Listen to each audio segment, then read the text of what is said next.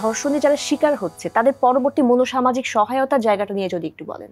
আচ্ছা, প্রথমেই বলতে চাচ্ছি যে আমরা সবাই চাই যে আসলে একটি আইনের সুষ্ঠু বিচার হোক, কারণ যত তাড়াতাড়ি কঠোর আইন না আসবে ততদিন পর্যন্ত আসলে মানুষ কিন্তু আসলে মানুষের সাইকোলজিটা এরকম যে আমাকে যদি কঠোর আইন হয় তখনই কিন্তু আমি সেটা করতে ভয় পাবো। এবং একই সাথে কিন্তু ছোটবেলা থেকে যেটা আমি বললাম যে এখন থেকে আমরা যদি আজকের দিন থেকে যদি আমরা জিনিসটাকে স্টার্ট করি সেক্ষেত্রে এই ফলটা আমরা 20 বছর পরে গিয়ে পাবো, এখনই কিন্তু পাবো না। কিন্তু আমাদেরকে এই জনপ্রচারণা বা সচেতনতা এগুলো কিন্তু চালিয়ে যেতে হবে একদম। এবং আইনের বিষয়টা যদি বলেন যে আমরা কিন্তু এসিড সন্ত্রাসের সময় কিন্তু আগেটা দেখেছি আইনের কঠিন প্রয়োগ ছিল বলে কিন্তু এটা প্রিভেন্ট করা গেছে খুবই কম সময়ে, মানে আমার মনে হয় 10 বছরের মধ্যে কিন্তু এখন নেই বললেই চলে। এখন এই জিনিসটা কিন্তু কেউ করতে সাহসও পায় না, এটা একটা জিনিস।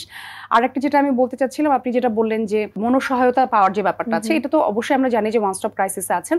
এবং আমার কাছে মনে হয় যে এটার মাধ্যমে, এই অনুষ্ঠানের মাধ্যমে আমি আমাদের যে প্রশাসন আছে এবং সমাজ কল্যাণ মন্ত্রণালয় আছে তাদেরকে আমি বলতে চাই যে তাদেরকে অবশ্যই সাইকিয়াট্রিস্টদের যে একটি কাউন্সিলিং বা বলেন বা তাদের যে বিভিন্ন ধরনের যদি ফার্মাকোলজিক্যাল ট্রিটমেন্ট দরকার পড়ে সেক্ষেত্রেও কিন্তু আসলে সাইকিয়াট্রিস্টদের শরণাপন্ন হওয়া উচিত।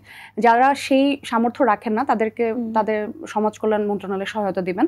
এতে জাতীয় মানসিক স্বাস্থ্য ইনস্টিটিউট আছেন, বিএসএমএমইউ আছে, বা যে কোনো সরকারি মেডিকেল কলেজ হাসপাতালে সাইকিয়াট্রি বহির্বিভাগ রয়েছেন।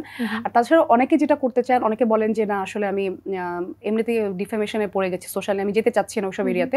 সেক্ষেত্রে কিন্তু বাংলাদেশে অনেক ভালো ভালো সাইকিয়াট্রিস্ট এবং সাইকোথেরাপিস্ট রয়েছেন যাদের কাছে তারা কিন্তু উইদাউট এনি হেজিটেশন তার মনের কথা খুলে বলতে পারেন। এবং শুধুমাত্র রেপ ভিক্টিমের কথা না, যে কোনো কেউই হচ্ছে কিন্তু এটা করতে পারেন। এবং এটা আমি বলতে চাই যে এটা 100% কনফিডেন্সিয়াল। অনেকেই মনে করেন যে না আমার এই কথাটা হয়তো সাইকিয়াট্রিস্ট হয়তো বলে দিবেন কারোর কাছে, না। কারণ আসলে আমরা এত রোগী দেখি বা এত মানুষ দেখে আমাদের আসলে এত কিছু মনে থাকাটা সম্ভব না। এবং আমাদের যেটা হয় যে আমরা দেখা যায় যে খুব বেশি কনফিডেন্সিয়াল জিনিস কিন্তু আমরা আসলে প্রেসক্রিপশনে লিখিও না বেসিক্যালি। হ্যাঁ, সো এক্ষেত্রে 100% কনফিডেন্সিয়ালিটি আসলে সাইকিয়াট্রিস্ট এবং সাইকোথেরাপিস্টদের কাছ থেকে আমরা দিতে পারি।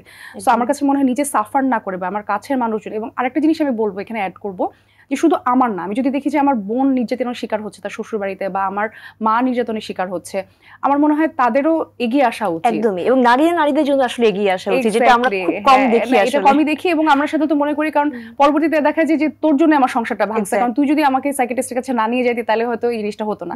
কিন্তু আসলে কিন্তু এটা না। এবং অনেক ক্ষেত্রে দেখা যায় যে শ্বশুর বাড়ির সাথে একটা যে মনোমালিন্য তৈরি হয়, যেটা আমরা সারা জীবন দেখে এসেছি। সো এখান থেকেও কিন্তু ছোটবেলায় বাচ্চাদেরকে যদি শেখানো হয় যে শ্বশুর শাশুড়ি তোমার শত্রু না, মানে ছেলেদের ক্ষেত্রে আমি বলছি, বা কিছু অদ্ভুত হাস্যকর ব্যাপার থাকে যে না মা যাচ্ছি বিয়ে করতে, দোয়া করে তোমার জন্য দাসী আনতে যাচ্ছি, এরকম কিছু অদ্ভুত প্রথা রয়েছে। তো আমাকে সবাই যখন জিজ্ঞাসা করে যে এখানে মেয়েদেরই সমস্যা হয়, হ্যাঁ মেয়েরা কেন মানায় চলতে পারে না, তো আমি বলি যে এরকম যদি কোনো সমাজ পাওয়া যেত যে পুরুষরা বিয়ের পরে শ্বশুর বাড়িতে আসে, আমার মনে হয় শ্বশুর এবং শ্যালকের সাথে তাদের একটা দ্বন্দ্ব হতো, যেটা আমাদের সমাজে শাশুড়ি এবং ননদের সাথে হয়। তো আসলে ব্যাপারটা হচ্ছে আসলে খাপ খাইয়ে নেয় ব্যাপারটা। এবং একটা ছেলেকেও আসলে বুঝতে হবে যে একটি মেয়ে যখন বিয়ে করে তার সংসারে চলে আসে তার জন্যই তো আসে।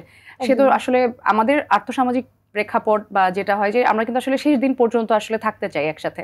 তো সেক্ষেত্রে যেটা হয় যে আমার কাছে মনে হয় যে তারা যদি এই জিনিসগুলোকে আসলে মিনিমাইজ করতে পারে, যে মা বোন ভাই এবং ওয়াইফের মাঝখানে যদি একটা সাম্যাবস্থা তৈরি করতে পারে, সেক্ষেত্রে কিন্তু আসলে অর্ধেকাংশেই কিন্তু সমস্যাটা তৈরি মানে সলভ হয়ে যায়। আমার কাছে মনে হয় এই সমস্যাটা তৈরি হয় না, কিন্তু দেখা যায় যে ওই ওরও বাবু তো দুই বাবুকে নিয়ে টানাটানি করতে গিয়ে আসলে আমাদের এই সমস্যাগুলো তৈরি হয়। সুন্দর করে বলেছেন। আসলে আমাদের যে পারিবারিক যে একটা বন্ধনের জায়গাটা আসলে অনেকটুকু বেশি শ্যালো হয়ে যায়, এবং তখন কিন্তু মানুষ একটা ক্রাইসিসের মধ্যে ভোগে। এবং ছেলেদের জন্য এটা কিন্তু অনেক বেশি টাফ যে এটাকে ঠিক করা। খালি ছেলেদেরকে বলছি, অনেকে বলবে যে হ্যাঁ খালি নারী বলো, কই আমাদেরকে তো বলো না। আমি কিন্তু এরকম অনেক পুরুষকেও দেখেছি যে আসলে বেচারি ওই যে পাটা পুতার মাঝখানে সে মরিচ হয়ে পিষতেছে, এরকম আমি দেখেছি। এরকম অনেক যে আসলে সে পারছে না ম্যানেজ করতে, হয়তো একমাত্র ছেলে বা একমাত্র কিন্তু আসতে পারছে না। সেক্ষেত্রে কিন্তু ছেলেটারও আসলে মানসিক সমস্যা দেখা দিচ্ছে, কারণ সে তো পারছে না।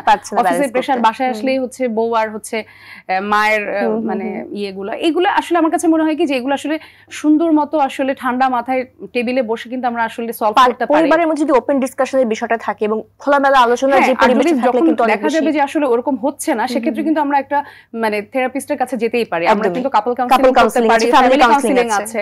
সো আমরা কিন্তু সুন্দরভাবে মানে সংসারটাকে সুন্দরভাবে কিন্তু হাসি মুখে কিন্তু বাঁচাতে পারি।